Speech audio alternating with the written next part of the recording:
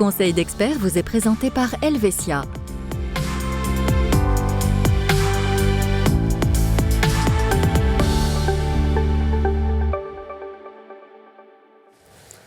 Bonsoir à tous, ravi de vous retrouver pour ce nouvel épisode de Conseil d'experts. On vous le répète assez souvent, prenez le temps de contacter votre conseiller pour faire le point, pour mettre à jour ce qu'il est nécessaire de mettre à jour en termes de couverture d'assurance. Et bien justement, on va évoquer ce soir la question du bilan d'assurance. Quels sont les principaux éléments constitutifs d'une couverture complète? Et c'est Morganella Michele qui va nous éclairer sur ce sujet. Bonsoir Morganella. Bonsoir. Alors que comprend Morganella un bilan d'assurance? Alors l'idée du bilan d'assurance, c'est tout simplement de définir les risques et les besoins du client. Les choses peuvent évoluer au fil des années et de la situation de vie. Ensuite, du moment qu'on a déterminé les besoins et les risques du client, on les met en adéquation avec les couvertures d'assurance existantes. Cela nous permet tout simplement de déceler les éventuelles lacunes ou alors d'identifier les doublons d'assurance. Alors justement, dans votre pratique, dans quel cas est-ce qu'on est surassuré et dans quel cas on est sous-assuré? Alors on constate énormément de lacunes en termes de garantie de revenus. Lorsqu'une personne tombe malheureusement en incapacité de gain par suite de maladie, il y a de fortes lacunes. À l'inverse, on trouve généralement des surassurances dans les objets que nous achetons dans le quotidien, en magasin. Souvent, on a déjà des couvertures d'assurance qui sont assurées dans l'assurance ménage. Oui, un cas d'école qu'on connaît bien aussi, c'est les voyages. Souvent, on ne se rend pas compte, mais on est surassuré quand on part en voyage. Il suffit de payer avec la carte de crédit. La carte de crédit couvre déjà une assurance voyage, par exemple. Exactement, pour autant qu'il y ait une transaction. Bien sûr, ça c'est important. Effectivement, c'est le petit détail qui a son importance. Bon, de manière plus générale, Morganella, quels sont les éléments qui constituent finalement une couverture d'assurance qu'on va qualifier de judicieuse? Alors en fait, il y a plusieurs types d'assurances qui sont importants et qui sont justement judicieuses. La première, c'est la responsabilité civile privée. Oui. Elle est indispensable. Ouais. Voilà, exactement. Donc elle permet de couvrir tous les dommages que nous faisons aux autres et ça protège vraiment notre aspect financier en tant que individu. Voilà, exactement, en tant qu'individu. Ensuite, on a également l'assurance ménage. Elle n'est pas obligatoire dans tous les cantons, mais par contre, elle permet de couvrir ses propres biens personnels. Oui. Donc voilà, c'est important de bien examiner la couverture que nous avons parce que l'assurance peut tout simplement réduire ses prestations en cas de sous-assurance. Oui. Donc vraiment, il faut être vigilant par rapport à ça. On le comprend bien. Ouais. Exactement. Pour les propriétaires, on a également tout intérêt à vérifier les sommes d'assurance.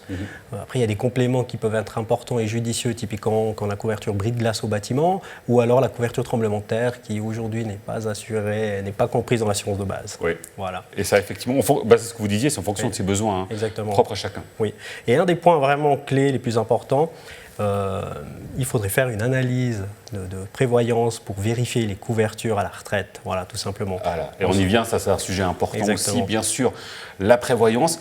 Mais à quel moment, Morganella, il faudrait qu'on fasse un point? Est-ce qu'il y a un nombre d'années régulières où il faudrait faire ce point, ce check finalement de la prévoyance? Alors en fait, l'idée c'est de faire ce check à chaque grand changement dans notre vie. Typiquement le jour où je fonde une famille ou le jour où on devient propriétaire, à chaque changement on va dire d'employeur, on change un petit peu toutes les couvertures que nous avons et c'est vraiment important de faire le point de la situation afin de vérifier qu'en fait on soit toujours sur le bon chemin. Voilà, et ne pas commettre l'erreur de se dire je suis jeune, par exemple j'ai 30 ans, c'est bon, je peux voir venir. Exactement. Il n'est jamais trop tard. Non, surtout pas. Il faut commencer le plus tôt possible justement pour combler les lacunes que nous aurions et que nous allons avoir tout simplement à la retraite. Le plus tôt est le mieux, on le comprend bien, mais du coup, forcément, et c'est récurrent, il y a souvent des lacunes dans la prévoyance.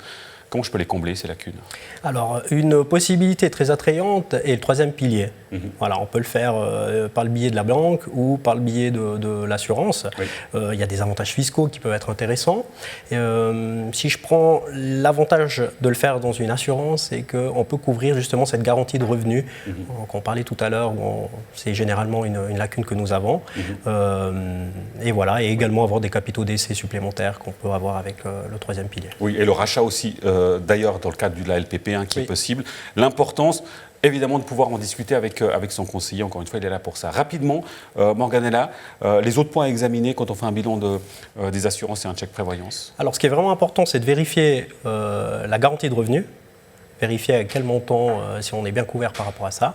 Lorsqu'on fait un check familial, de prendre en compte les deux parents également, même si l'un des parents n'a pas une activité lucrative, c'est quand même important de vérifier.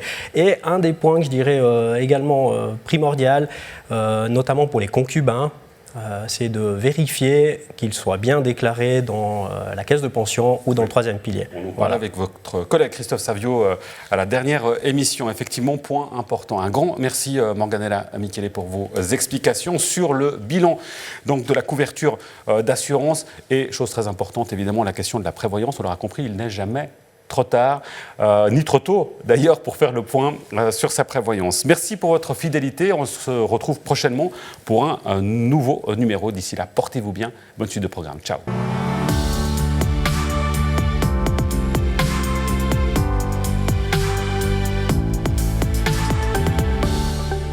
Simple, clair, Helvetia.